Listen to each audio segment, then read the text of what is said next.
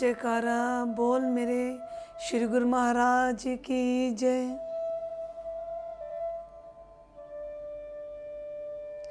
खुद से बेखबर रहने की फितरत सी हो गई है, एक जेल में रहने की आदत सी हो गई है। न जाने किस दुनिया के खुदा से हो गए हैं कि खुद में रहते रहते खुद से जुदा हो गए हैं। न जाने किस मंजिल की तलाश में निकले हैं कि दूसरों को पता बताते बताते खुद लापता हो गए हैं। हमारे जीवन में कई लोग ऐसे अक्सर मिलते हैं जिन्होंने अपने चारों तरफ एक अजीब सी जेल बना रखी है, भावनाओं की जेल, विचारों की जेल। जिन्होंने अपने आप को यूं बांध रखा है कि जैसे वो जीवन ना हुआ, एक सजा हो गई। उस पूरे झूठे व्यक्तित्व में कुछ भी सच नहीं। हमने अपने चारों तरफ एक झूठ का, एक फॉल्स पर्सनालिटी का, एक झूठे व्यक्तित्व का घेरा बना रखा है। उस घेरे में किसी को भी आने की अनुमति नहीं है, इजाजत नहीं है। शायद इसलिए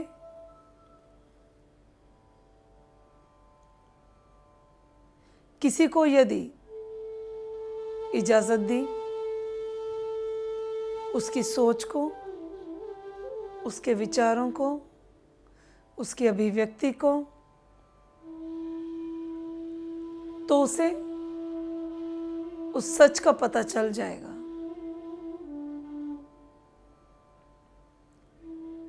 कि हमारे अंदर का हाल क्या है। वो जो भ्रम हमने फैला रखा है वो टूट जाएगा। यदि वो भ्रम टूट गया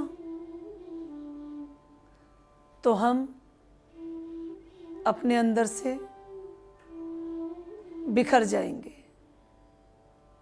टूट जाएंगे। इतने सालों के अभ्यास से जो हमने एक ऑरा तैयार किया है अपना, वो खत्म हो जाएगा। जिन झूठे भावों में रहने की हमें आदत हो गई है, अब उन झूठे भावों में रहते हुए हम सच को देखना नहीं चाहते। हम नहीं चाहते कि हमें अपनी असलियत पता चले। जिसे हम अपनी ताकत समझते हैं वो हमारी सबसे बड़ी कमजोरी है।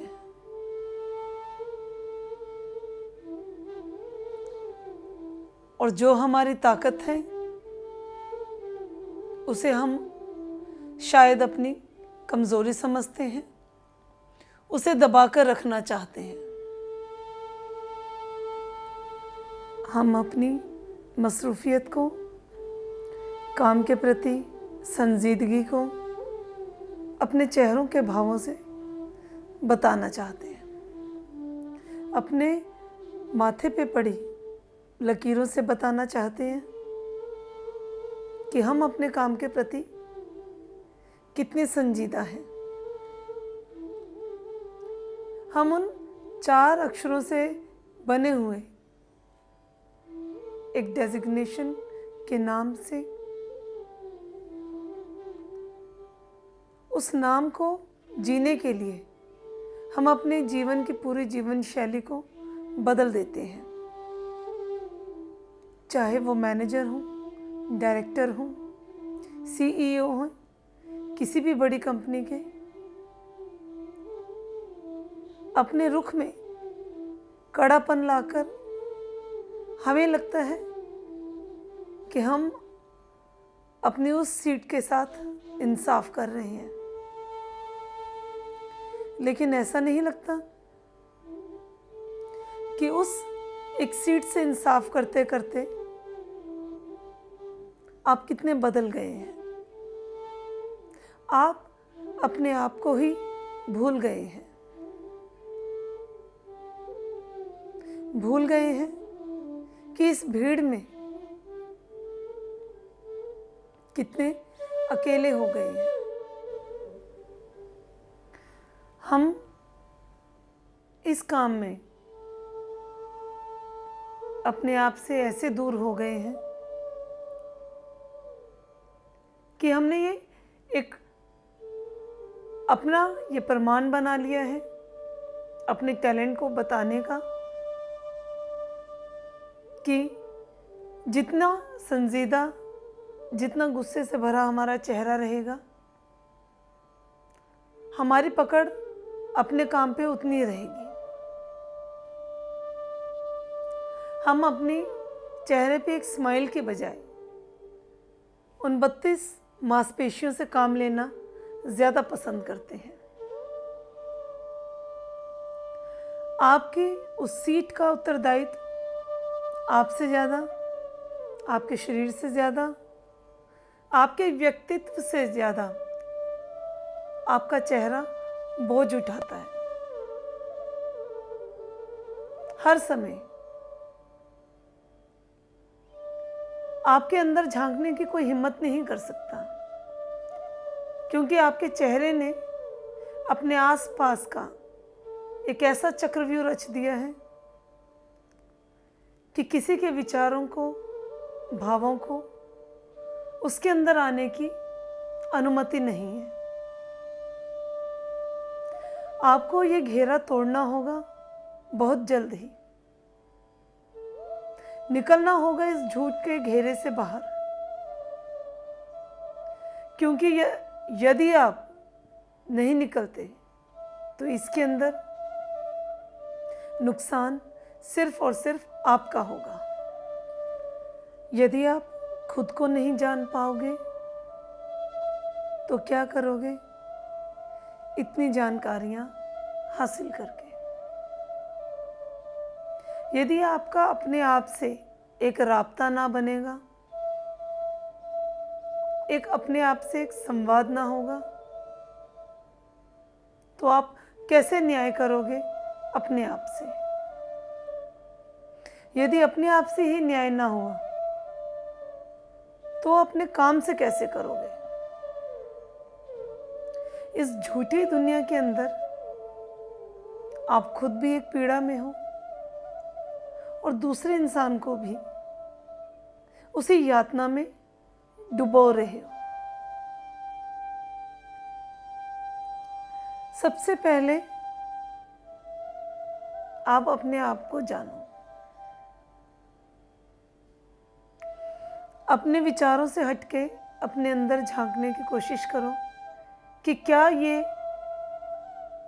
व्यवहार आपके मूल भाव है, आपके मूल रूप से उपजा हुआ ये भाव है? यदि नहीं तो क्या ये सर्कमस्टांस को देखते हुए, हालात को देखते हुए ये आपने भाव बना रखे हैं? ये निश्चित है कि जब आप जहां काम करते हैं एक अनुशासन, एक नियमों का पालन करते हुए काम को करना होता है, लेकिन उस काम को करने के लिए यदि आप इतने तनाव में हैं तो कैसे उस नेगेटिव एनर्जी के अंदर, उस नकारात्मक ऊर्जा के अंदर दूसरों से आप काम ले पाएंगे। वो नेगेटिव ऊर्जा आपके अंदर से सारी की सारी आपकी शक्ति को खींच लेगी। जब आपके अंदर अपनी शक्ति ही ना रहेगी तो आपकी आवाज़ भी ऊंची होगी, आपके व्यवहार में चिड़चिड़ापन भी होगा और दूसरे भी आपके साथ काम करके खुश नहीं होंगे। कोई नहीं चाहेगा कि आपके साथ रह के काम किया जाए। लेकिन आप फिर कैसे न्याय करेंगे? आप हर समय ठहाका नहीं मार के हंस सकते। आप किसी के साथ अपनी इतनी बड़ी पोजीशन पे रहते हुए मजाक नहीं कर सकते। लेकिन एक चेहरे पे मुस्कान के साथ शांत रूप में बात तो कर सकते हैं। इसके लिए आपको ज़्यादा जिद्दोजहद नहीं करनी पड़ेगी। हाँ, आवाज़ ऊंची ज़रूर हो सकती है, लेकिन उस आवाज़ के अंदर गुस्सा नहीं होगा। कई बार ऐसे मौके आते हैं जब हमें अपनी आवाज़ को ऊंचा उठाना पड़ता है, लेकिन ये तभी संभव है कि आप गुस्सा ना करते हुए अपनी आवाज़ ऊंची उठाएं जब आप स्वयं को जानते होंगे, जब आप अपने मूल स्वरूप भाव को जानते होंगे, जब आप जानते होंगे कि ये आपकी आत्मा की आवाज़ है, जब आप जानते होंगे कि मेरे भाव का नियंत्रण कोई और तो नहीं कर रहा, तब आपके अंदर एक संयम होगा। तब आपकी उस आवाज़ के अंदर हाई पिच होगी, तेजी होगी, लेकिन उसमें गुस्सा ना होगा। गुस्से से आप पूरा वातावरण दूषित करते हैं। उस ऐसे तनाव भरे वातावरण में जिसके अंदर सांस लेना मुश्किल हो जाए, आपके ऐसे काम के रवैये से आपके काम में गति नहीं होगी,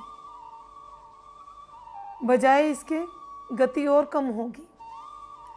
वहाँ का माहौल खुशगवार ना होगा। जिस माहौल के अंदर एक बोझ होगा, उस माहौल में आपके साथियों का काम करने का मन नहीं होगा। तो ये सबसे ज़्यादा ज़रूरी है जब आप एक ऊंची पोस्ट पे हैं। आपका व्यवहार जितना सौम्य होगा, जितना शांत होगा, जितना पॉजिटिव एटीट्यूड के साथ होगा, वो ही डुप्लीकेशन आपके जूनियर्स में, सहकर्मियों में होगा। उनकी काम की एनर्जी बढ़ेगी सिर्फ आपका अनुसरण करते हुए, सिर्फ आपको फॉलो करते हुए। उस पॉजिटिव फील्ड के अंदर एक बिल्कुल अलग ऑरा होगा। कोई घर जाने के लिए समय नहीं देखेगा। हर काम एक खेल खेल में होगा। उस वातावरण में एक डर और भय नहीं होगा।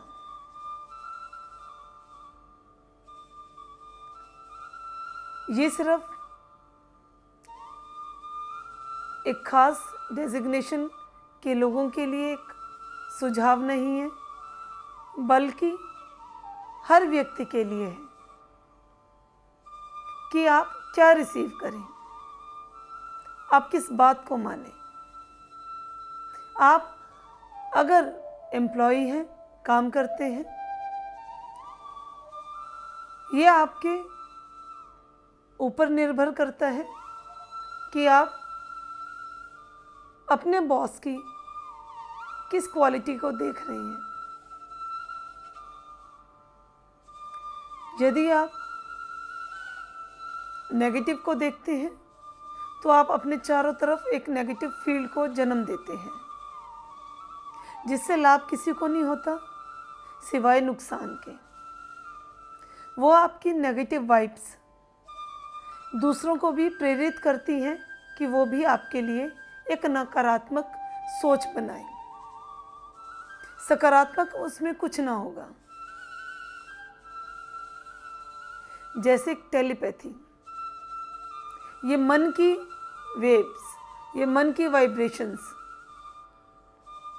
जैसे दूसरे के मन तक पहुंचती हैं, ऐसे ही जब आपका शरीर एक नेगेटिव फील्ड, एक नेगेटिव ऊर्जा को, एक नकारात्मक ऊर्जा को पैदा करता है, जिस व्यक्ति के लिए करता है उस तक पहुंचती हैं।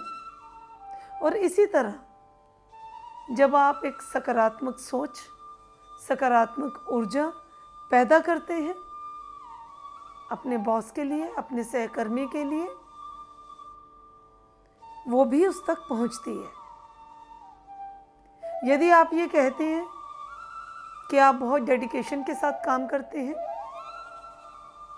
लेकिन आपको वो मान सम्मान आपके काम का नहीं मिलता, तो ये निश्चित है कि कहीं ना कहीं किसी तरफ से कमी है उस रिसीविंग फील्ड में, उस रिसीविंग पावर में। और मेरे ख्याल से ये हर इंसान के लिए ज़रूरी है अपने आप को देखना और जानना। केवल एक व्यक्ति के जानने से ये संभव नहीं होगा जब तक कि दूसरा इसे नहीं जानेगा। ये एक हर फील्ड में, हर ऑर्गेनाइजेशन में, हर इंस्टीट्यूट में, मेरे ख्याल से एक स्कूल में भी और कॉलेजेस में भी एक वर्कशॉप का आयोजन होना चाहिए, जिसके अंदर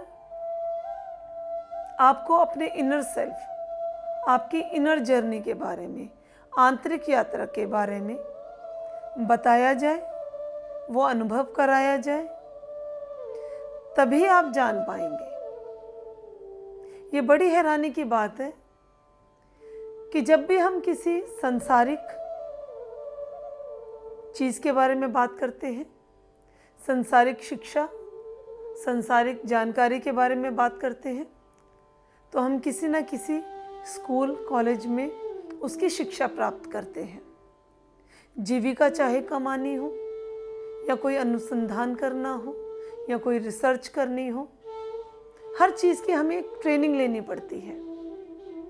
लेकिन जहाँ आत्मा का संबंध हो, आत्मा को जानने की बारी हो, प्रभु को जानने का संबंध हो, उस कुदरत के बारे में बात करने की चर्चा हो, तो हम हमेशा ये कहते हैं कि हमें मालूम है। लेकिन सबसे हैरानी की बात यह है कि ये किसी को मालूम नहीं होता। आप सिर्फ अपने आप से बेखबर होते हैं, बाकी सारी दुनिया का आपको पता होता है। सारी दुनिया का हाल मालूम होता है सिवाय अपने के। आपको ये मालूम होता है कि फलां इंसान मेरे बारे में क्या सोचता है। यहाँ आप धारणा बना लेते हैं कि वो मेरा सहकर्मी, वो मेरा दोस्त, वो मेरा अभिभावक, वो मेरा हितैषी मेरे लिए क्या सोच रखता है। लेकिन अपने आप को जानने का प्रयास नहीं करते, क्योंकि हम अपने आप में मानते हैं कि हम संपूर्ण हैं, हम कंप्लीट हैं। हम अपनी गलतियों का जिक्र करते हैं, लेकिन अपेक्षा ये करते हैं कि सामने वाला सुधरेगा।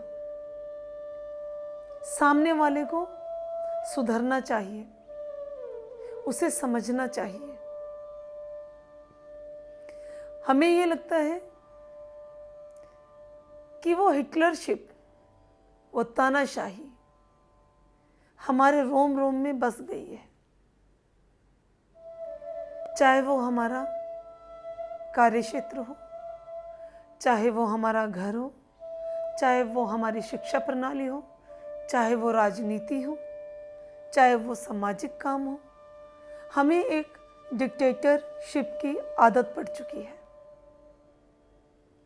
हम खुद से कुछ नहीं करना चाहते सिवाय इसके कि सामने वाला हमारे लिए करे। झुके तो सामने वाला झुके, हम नहीं झुकेंगे। तो कैसे उस नए समाज का हम निर्माण करेंगे? कैसे उस बदलाव की हम उम्मीद करेंगे जिसके लिए हम खुद से बदलना नहीं चाहते? हम खुद तैयार नहीं हैं जिसके लिए। कैसे सोचें? लेकिन उसके लिए हमें एक आदत हो गई है दोष दूसरों को देने की, हमेशा अपने आप को बचाने की और दोष दूसरे के ऊपर मंड देने की। ऑफिस के अंदर इसलिए एक आम बात हो गई है कि वहां हमें सब पराये दिखते हैं, कोई अपना नहीं दिखता। हमें सिर्फ मुंह फेरते एक बुराई करने की आदत हो गई है, लेकिन ये नहीं जानते कि आपने मुंह फेर के जो बुराई की है वो वाइब्स, वो वाइब्रेशन उस तक पहुंच गई हैं। अब आप कहेंगे कि ऐसे कैसे वाइब्रेशन पहुंच गई? एक मोबाइल फोन पे हजारों मील दूर बैठे एक इंसान को यदि कॉल लग सकती है तो वो वाइब्स क्यों नहीं पहुंच सकती? आप उसे एक साइंस का आविष्कार मानेंगे, मैं इसे ईश्वरीय चमत्कार कहती हूं। ये ईश्वरीय चमत्कार से कोई कम ना होगा कि हर चीज को कुदरत पहले से ही बता देती है। जब आप किसी का मुंह फेर के बुराई कर रहे हैं तो वो वाइब्स उस तक तो पहुंचेंगी। फिर कैसे सोचेंगे कि यदि आप मुंह पर कितने भी मीठे बने, कितना भी उसके सामने काम करके दिखाएं, उसके दिल को वो बात छूती है कि ये इंसान कहीं ना कहीं झूठ बोल रहा है, इसका व्यवहार झूठा है, ये सच नहीं है अपने आप में। इसके लिए हम दोष देते हैं इस पूरी प्रणाली को। गलती आपकी नहीं है, इस प्रणाली की है। वो आपकी मजबूरी इसलिए बन चुकी है ऐसा रवैया रखना, वरना लोग आपकी बात को समझेंगे नहीं, उसको हल्का लेंगे। आपको जरूरत लगती है ऐसे व्यवहार की, लेकिन मुझे ऐसा लगता है कि आपकी बात उतनी ही शांत, उतने ही सौम्य तरीके से सामने वाले के सामने रखी जा सकती है, बजाय गुस्सा किए, बजाय क्रोधित हुए। आपकी उस शांति को कमजोरी ना समझा जाए, इसके लिए आपको वो अपना पूरा माहौल ट्रेन करना होगा, उनको समझाना होगा, उनको एक ये क्लासेस देनी होंगी। ये आपके दिनचर्या में शामिल होनी चाहिए कि जितने भी काम करने वाले हों उन सबको हर हफ्ते एक क्लास दी जाए। जब वो अपने आप से अंदर से अपने आप को सुधारेंगे, अपने अंदर बैठी हुई कितनी सालों से कुंठाओं को, भ्रमों को दूर करेंगे, उस मैले बर्तन को साफ करेंगे, प्योर करेंगे, तभी तो उसमें कुछ जा सकेगा। जो गिलास ऊपर तक भरा हुआ है, आप उसमें कितना भी पानी डालें, वो उसके अंदर नहीं आएगा जब तक वो खाली ना होगा। यदि आपको उसके अंदर अमृत डालना है तो उसको खाली भी करना होगा, उसको साफ भी करना होगा। ये चीज हमें बचपन से ही हर बच्चे में डालनी होगी। अपने आप को जानने की एक शिक्षा प्रणाली जो आज समाज की जरूरत है। जो समाज आज इतनी कुरीतियों से भर गया है, जिसमें मान सम्मान जैसे शब्द केवल किताबों के लायक रह गए हैं, ऐसे शब्दों को जीवन में कैसे ढाला जाएगा, इसके ऊपर चिंतन करना होगा, एक बदलाव लाना होगा हमें। यदि ये बदलाव ना होगा तो ये कुरीतियाँ, चाहे वो घर में हो, चाहे वो हमारे दफ्तर में हो, चाहे वो हमारे समाज में हो, चाहे वो हमारे देश की राजनीति में हो, ये चलती रहेंगी। इस बदलाव के लिए आप जागरूक हों। सिर्फ चेहरे की भाव भंगिमाओं से अंतर नहीं आएगा। अंतर आपके अंदर जागने वाले भावों को देखने से आएगा। इस अंतर के बारे में एक बार जरूर हमें काम करना होगा। इस उद्देश्य को पूर्ति करने के लिए एक साथ मिलकर इसका चिंतन करना होगा, तभी ये कार्य सफल हो पाएगा। तब तक के लिए ओम हरिहर।